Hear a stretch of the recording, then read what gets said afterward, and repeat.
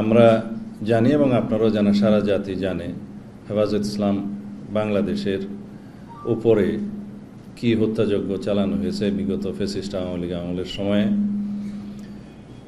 2013 সালের 5ই মে শাপলা চত্বরে যে গণহত্যা চালানো হয়েছে, তাতে যারা শহীদ হয়েছেন তাদের সঠিক সংখ্যাও এখনো পর্যন্ত নিরূপণ করা হয়নি। সেই শাপলা চত্বরের হত্যাকাণ্ডের বিচার চেয়ে হেফাজত ইসলাম বাংলাদেশের পক্ষ থেকে আদালতে মামলা দায়ের করা হয়েছে। ওনারা সেই মামলার সুষ্ঠু বিচার চায়, দ্রুত নিষ্পত্তি চান। আমরা তার সাথে একমত। 2021 সালে বাংলাদেশে একইভাবে আলেম সমাজের উপরে হত্যাযজ্ঞ চালানো হয়েছে, তাতে 24 জন আলেম এবং শিক্ষার্থী, মাদ্রাসা শিক্ষার্থী শহীদ হয়েছিলেন চট্টগ্রামে এবং ব্রাহ্মণবাড়িয়ায়। সেই হত্যাকাণ্ডের মামলা দায়ের করা হয়েছে হেফাজত ইসলাম বাংলাদেশের পক্ষ থেকে।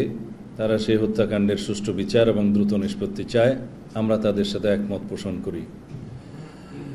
বাংলাদেশের আলেম ওলামাদের বিরুদ্ধে বিগত ফ্যাসিস্ট আমলে অসংখ্য মিথ্যা মামলা দায়ের করা হয়েছে, জেলে ভরা হয়েছে এবং সীমাহীন নির্যাতন করা হয়েছে। আমার আশেপাশে যারা বসে আছেন তারা সবাই অনেকে অনেক বছর যাবৎ কারা নির্যাতিত। আমরা তাদের বিরুদ্ধে দায়েরকৃত সকল মিথ্যা মামলা প্রত্যাহার চাই, এটা তাদের দাবি। আমরা একমত। আমরা সরকারের কাছে আহ্বান জানাবো দ্রুততম সময়ের মধ্যে তাদের বিরুদ্ধে দায়েরকৃত সকল মিথ্যা মামলা প্রত্যাহার করতে হবে।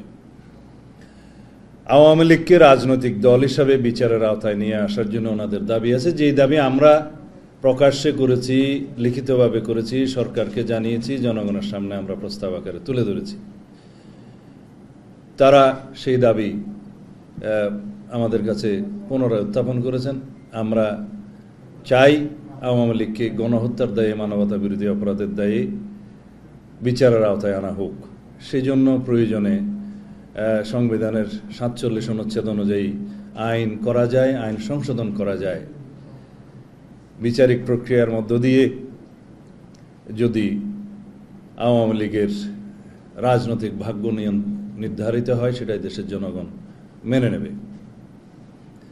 আর আন্তর্জাতিক অপরাধ ট্রাইব্যুনালের যাদের বিরুদ্ধে গণহত্যা এবং মানবতা বিরোধী অপরাধের জন্য মামলা দায়ের করা হয়েছে, ফ্যাসিস্ট শেখ হাসিনা সহ তার মন্ত্রী, এমপি এবং তার দোসরদের বিরুদ্ধে, সেই মামলাগুলোর কোনো দৃশ্যমান অগ্রগতি এখনো পর্যন্ত আমাদের সামনে নেই এবং জাতি অত্যন্ত প্রত্যাশা করে, সমগ্র জাতি উদ্গ্রীব যে এই মামলাগুলো যেন দ্রুত নিষ্পত্তি হয়। সেই জন্য আমরা প্রস্তাব করছি আন্তর্জাতিক অপরাধ ট্রাইব্যুনালের সংখ্যা বৃদ্ধি করা হোক, আন্তর্জাতিক অপরাধ ট্রাইব্যুনালের জনবল এবং লজিস্টিক সাপোর্ট বৃদ্ধি করা হোক, অন্যান্য প্রয়োজনে বিভাগীয় পর্যায়ে ট্রাইব্যুনাল স্থাপন করা যায় কিনা সেটা পরীক্ষা করে দেখা যেতে পারে।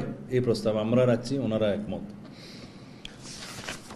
আর সবচাইতে গুরুত্বপূর্ণ, আমরা যেমন সংস্কার চাই, আমরা বিচার চাই, কিন্তু গণতান্ত্রিক প্রক্রিয়ায় উত্তরণের বিষয়টি আমরা সর্বাগ্রে বিবেচনা করতে চাই। ডিসেম্বরের মধ্যে জাতীয় সংসদ নির্বাচনের জন্য মাননীয় প্রধান উপদেষ্টা আমাদেরকে আশ্বস্ত করেছিলেন, জাতির সামনে অনেকবার বলেছেন। কিন্তু প্রায় সময় দেখা যাচ্ছে কিছুদিন পর পর ডিসেম্বর থেকে জুনে, জুনের থেকে ডিসেম্বরে এরকম একটা শিফটিং দেখা যাচ্ছে এবং বিভিন্ন মহল থেকে নির্বাচন বিলম্বিত করারও বিভিন্ন রকমের পায়তারা আমরা লক্ষ্য করছি। আমাদের জোরালো দাবি, মাননীয় প্রধান উপদেষ্টা অতি অবশ্যই খুব দ্রুত নির্বাচনের রোডম্যাপ দিবেন, যাতে ডিসেম্বরের মধ্যে জাতীয় সংসদ নির্বাচন অনুষ্ঠান করা যায়। সেই দাবির সাথে ওনারা একমত হয়েছেন এবং সেই জন্য তারা হেফাজত ইসলাম বাংলাদেশ এবং তার অন্তর্ভুক্ত রাজনৈতিক দলসমূহের পক্ষ থেকে তারা যথাযথ কর্মসূচি প্রণয়ন করবেন কিনা ওনারা এটা চিন্তা করে দেখবেন। আজকে এই পর্যন্তই আমাদের সাথে ওনাদের আলোচনা হয়েছে, মত বিনিময় হয়েছে। আমরা আশা করি আপনারা আমাদের মেসেজগুলো বুঝতে পেরেছেন।